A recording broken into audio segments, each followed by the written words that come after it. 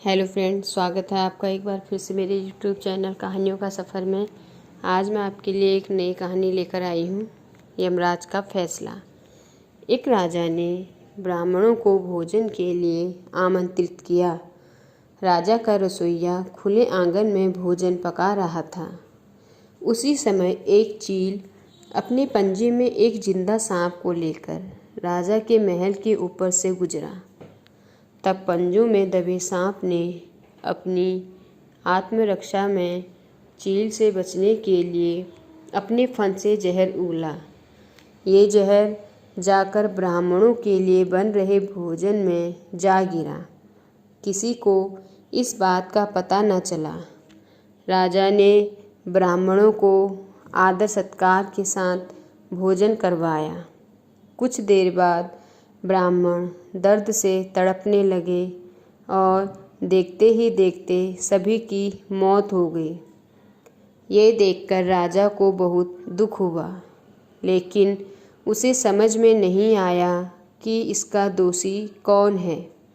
यमराज, जो सभी के पापों का लेखा जोखा रखते हैं, कि वो भी समझ नहीं पाए कि इस पाप कर्म को किसके खाते में डालें। राजा, जिसको पता ही नहीं था कि खाना जहरीला हो गया है, या रसोइया, जिसको पता ही नहीं था कि खाना बनाते समय वह जहरीला हो गया है, या वह चील जो जहरीला सांप लेकर भोजन बन रहे स्थान के ऊपर से निकला, या वह सांप जिसने अपनी आत्मरक्षा में जहर उगला।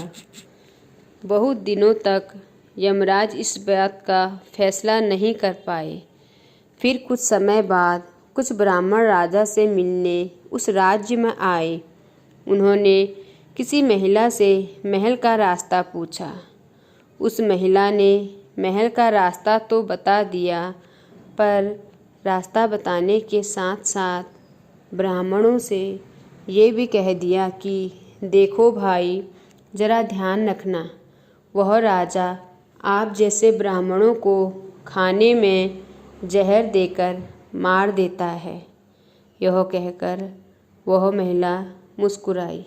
बस जैसे ही उस महिला ने मुस्कुराकर ये शब्द कहे, उसी समय यमराज ने फैसला लिया कि उन मृत ब्राह्मणों की मृत्यु के पाप का फल इस महिला के खाते में जाएगा और इसे उस पाप का फल भुगतना होगा। यमराज के दूतों ने पूछा, प्रभु, ऐसा क्यों? जबकि उन मृत ब्राह्मणों की हत्या में उस महिला की कोई भूमिका नहीं थी।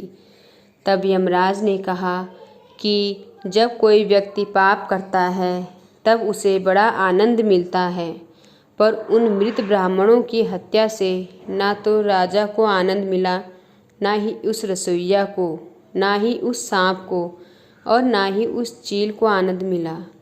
पर उस पाप कर्म की घटना का बुराई करने के भाव से बखान कर उस महिला को जरूर आनंद मिला।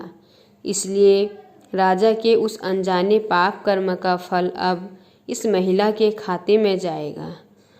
तो दोस्तों, आज की कहानी से हमें यह शिक्षा मिलती है, कुछ लोगों को दूसरों की बुराई करने में बड़ा आनंद आता है, लेकिन वे भूल जाते हैं कि बिना सोचे समझे किसी के बारे में गलत बातें करने से उनके पापों में भी वृद्धि हो रही है।